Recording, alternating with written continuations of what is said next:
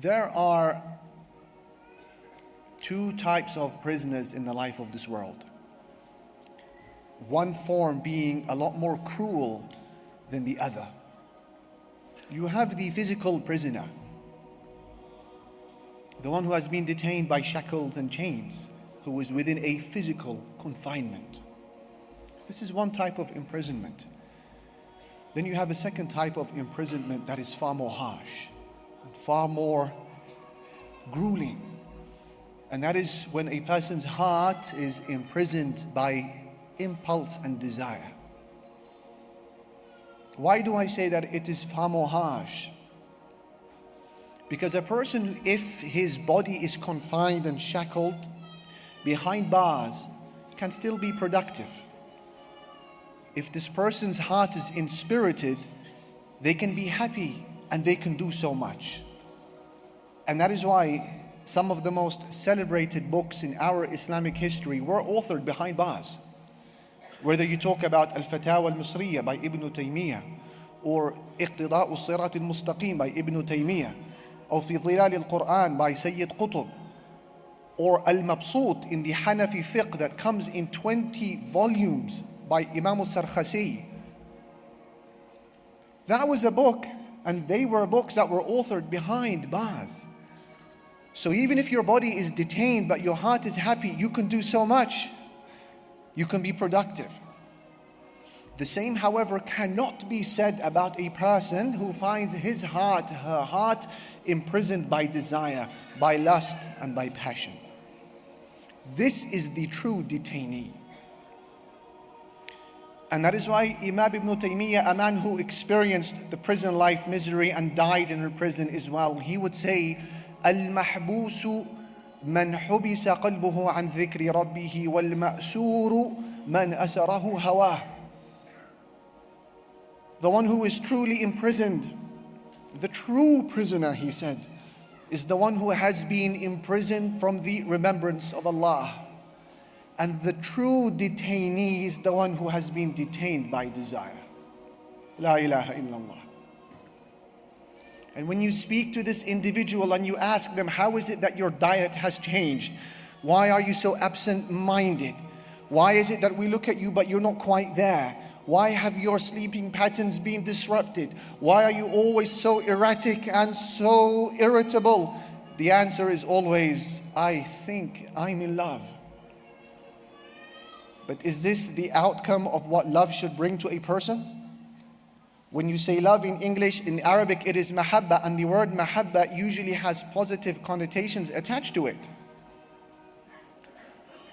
Mahabba, love, is supposed to bring you happiness and joy. It's supposed to encourage you, push you forward in life. It's supposed to help regulate your sleep and improve your diet. That's what love is supposed to do, mahabba. It's supposed to make you proactive and hopeful. It is something that brings about a brimming smile on your face and in your heart. That's love. But if it's doing the opposite, if it's causing you sleeplessness, agitation, absent-mindedness, wherever you look, you see the object of your desire, you can't focus, study, sleep, eat, drink, you can't do worship, you can't do anything, then this is not mahabba love. This is nearer to the concept of hawa, which we can translate as lust. And lust in our scripture generally has negative connotations. This word hawa, I want you to dissect it with me, brothers and sisters. Let us unpack it for a moment. It's going to feature a lot in our discussion. Hawa, Ibn Faris, the linguist, he says, is a word that has three parts, three letters. Ha, waw, ya. You put them together, hawiya. That we're translating as lust. But there's more to it. He said the word hawa in Arabic has two usages. The first, al-khulu, emptiness. And the second usage is as-suqutu, to plunge, to fall. So the area, let's say from the ground to the ceiling of this auditorium, would be called in Arabic hawa. Hawa. Why? Because it's empty. And Allah describes the hearts of the disbelievers on the Day of Judgment as being وَأَفْئِدَتُهُمْ hawa. Their hearts will be hawa, meaning empty from the trepidation, the fear. So that's one usage of this word, hawa, emptiness, void, nothingness. What was the second usage? To as-suqut, to fall, to descend, to nosedive. And that is why Allah Jalla Jalaluhu said, وَأَمَّا مَنْ خَفَّتْ مَوَازِينُهُ فَأُمُّهُ هَاوِيَةٌ. The one whose scales are too light, they don't have enough deeds on the day of judgment, his home will be al-hawiyah, meaning hell, where he will fall inside, he will plunge inside. So these are the two usages of the word hawa, lust. Emptiness and to fall. So why has this word been given to the concept of lust? Ibn Faris, he concludes by saying, لِأَنَّهُ خَالٍ مِّن كُلِّ خَيْرٍ وَيَهْوِي بِصَاحِبِهِ فِيمَا لَا يَنْبَغِي. He said, because hawa by its nature is empty from all good. It is devoid of all good. And it causes a person to plunge, to fall into everything that is inappropriate. Refuse the fate of falling prey to every temptation that comes your way, my brother, my sister. Don't be that person. Don't condemn yourself to failure every time a test presents itself to you. Whether it's an image you see, a video that you cross paths with, a DM that appears in your messages, or a smile that you see on the canteen, or a second glance that is given to you in a convention like this. Don't condemn yourself to failure. Every time a fitna presents itself to you, you are above that and you are more than that. And I share with you two case studies, a man and a woman who did this so well, mashallah. As for the case study of the man, he is the Prophet of Allah, Yusuf alayhi salatu wassalam. And you know his story and how it ended. Who found himself in a room with a very ill-intentioned woman. And she closes the door and she invites him to herself. Allah said, وَرَاوَدَتْهُ الَّتِي هُوَ فِي بَيْتِهَا عَنْ نَفْسِهِ. The woman in whose house he was in, she seduced him. وَغَلَّقَتِ الْأَبْوَابَ. And she fastened shut the doors. وَقَالَتْ هَيْتَ لَكَ. And she said to him, come to me. Pause here for a moment. I know you've heard this much. This is not your average fitna. And Yusuf is not your average man, and this is not your average woman. This is a fierce crossroad in the life of Yusuf alayhi salam. Let me explain. Have you thought about the sheer number of factors that would have made the sin possible if Yusuf wanted it to be? Count with me. Yusuf was a handsome man, one of the most beautiful of Allah's creation. He's not an average Tom, Dick, and Harry. Yusuf alayhi salatu wasalam was single. He wasn't married, so he had no other way to channel his desire. Yusuf alayhi salatu wasalam was a traveler. He was a visitor to Egypt, not a resident. And people shame when they are residents. It's more than when they are travelers. Yusuf alayhi salatu wasalam was a slave. He wasn't a free man. So he could have argued a case to respond to the call of his master. And then the woman, number 5, she was a beautiful woman. Number 6, a high-ranking woman who could have covered up the crime. Number 7, she closed the doors herself. She fastened them shut. Nobody was going to see what was about to happen.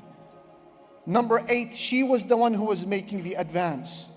He had no fear of rejection. Number 9, she threatens him with prison if he does not respond. Is this your average fitna? Is this your average text message from your ex who says to you, honey, I miss you, it would be nice for us to link up? No, this is on a different level. The fitna was literally laid bare in front of Yusuf. From those 9 or 10 perspectives. And despite all of these things combined, he said, Ma'ad Allah. Allah forbid.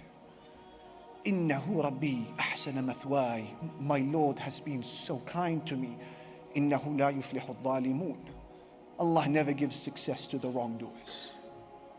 La ilaha illallah. And as for the case study of the woman I promised to share with you, Al-Bayhaqi narrates in his Shu'ab al-Iman that there was an Arab Bedouin woman who found herself in the unfortunate circumstance of being alone with another Arab Bedouin man. And so he began to seduce her. She said to him, because she is righteous, she said to him, وَيْحَكْ, woe to you, أَمَا لَكَ زَاجِرٌ مِّن كَرَمْ أَمَا لَكَ نَاهٍ مِّن دِينٍ. Where is your religion, man? Where is your honor and your chivalry? How dare you, she said to him. That is the response of a chaste woman. And then he says to her flirtingly, وَاللَّهِ لَا يَرَانَا إِلَّا الْكَوَاكِبُ. Why are you panicking? No one can see us but the planets. No one can see us but the planets. And then she delivered the thunderbolt of a message. She said to him, فَأَيْنَ مُكَوْكِبُهَا. Then where is the one who placed those planets there? You say to me, nobody can see us but the planets. What about the Lord, Allah, who placed those planets there?